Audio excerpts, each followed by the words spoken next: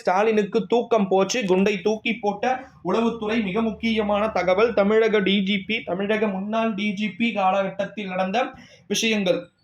இப்ப நீங்க பார்த்துக்கிட்டு இருக்கிறது யார்? இவரு தமிழகத்தின் முன்னாள் டிஜிபி சைலேந்திர பாபு அவர்கிட்டத்துல தான் இப்ப இந்த ரீசெண்டா நடந்த கொலை வழக்குக்கும் இவருக்கும் சம்பந்தம் இருக்கா அப்படின்னு வந்து கேட்டீங்கன்னா, இவர் டிஜிபியாக இருந்த காலகட்டத்துல எனக்கு தெரிஞ்சு ஓரளவு நல்லா தான் போச்சு. சீரியஸ், இதை எந்த கொம்பனாலும் மறுக்க முடியாது.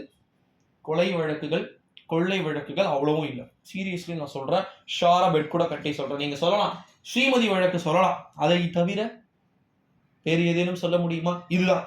இந்த ஒரு சூழ்நிலையில தான் இப்படி இருக்கக்கூடிய கண்டிஷன் அடிப்படையில நிச்சயமா தமிழகத்தின் முதலமைச்சருக்கு தூக்கமே பறிபோனது.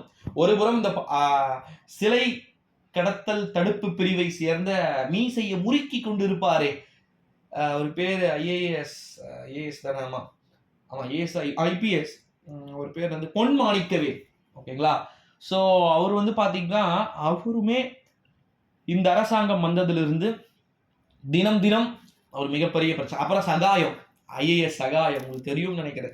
இவங்கெல்லாம் வந்து தமிழக அரசியலில் ஊறி போனவர்கள், தமிழக அரசியல் களங்களில் இருக்கக்கூடிய நபர்களின் மூலமாக ஊறிப்போன தலைவர்கள். இவர்களை தவிர்த்து தமிழக அரசியலை எழுத முடியாது.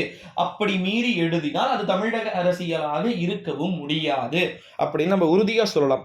இந்த ஒரு சூழ்நிலையில தான் ஸ்டாலினுக்கு தூக்கம் போச்சு, அதாவது குண்டை தூக்கி போட வேண்டிய சூழ்நிலைக்கு உளவுத்துறை வந்து தள்ளப்பட்டிருக்கு. நிலைமை கைமீறி சென்று விட்டது தலைவரே. இனிமேல் நாம் நினைத்தாலும் கூட ஒன்றுமே பண்ண முடியாது. சில விதமான விஷயங்களில் நன்றாக புரிந்து கொள்ளுங்கள், சில விஷயங்களில் பல நெளிவு சுழிவுகள் காத்து கொண்டிருக்கிறது அப்படின்னு சொல்லிட்டு தகவல்கள் என்பது வெளியாகிய தருணங்களாகவும் பார்க்கப்படுகிறது. இந்த ஒரு சூழ்நிலையில தான் குண்டை தூக்கி போடக்கூடிய நிகழ்வு என்பது தொடர்ந்து அரங்கேற வாய்ப்பு இருக்கு அப்படின்னு சொல்லிட்டு எதிர்பார்க்கப்படுகிறது நண்பர்களே.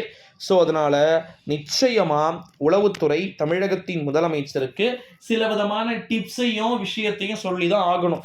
உளவுத்துறைனா கள்ளக்குறிச்சி கள்ளசாராய விவகாரத்தை விட இதுதான் ஸ்டாலினுக்கு அழுத்தம். ஏன்னா அது கூட மக்கள் குடிச்சாங்க, அது மாண்டு போனாங்க, அது தடுக்கல, இல்ல காசு வாங்கிட்டாங்க, அப்படி இப்படின்னு சொல்லிடலாம். ஸ்டாலினின் சொந்த தொகுதி, ஸ்டாலின் தாவராரு, ஊசாரையா ஊசாரு, இதெல்லாம் கண்டிப்பா ஒரு இன்சிடென்ட் நடக்குதா இந்த ஆட்சியில்? இது நடந்தது மிகப்பெரிய இன்சிடென்ட். இதுக்கு இப்ப 10 சீட்டு மைனஸ், இப்படியே 10 சீட்டா மைனஸ் பண்ணிடுவாங்க. அதுதான் ரிசல்ட்டா வரும். ஜெகன்மோகன் ரெட்டிக்கு அப்படிதான் நடந்துச்சு. பட் நான் ஒண்ணு, ஜெகன்மோகன் ரெட்டிக்கு சந்திரபாபு நாயுடுவை தூக்கி உள்ள வச்சதுனால 180 சீட் டோட்டல் அவுட். இதுதான் உண்மை. அந்த மாதிரி தான் நடக்க போகுது. ஸோ வெயிட் பண்ணி பார்க்கலாம் நண்பர்கள்.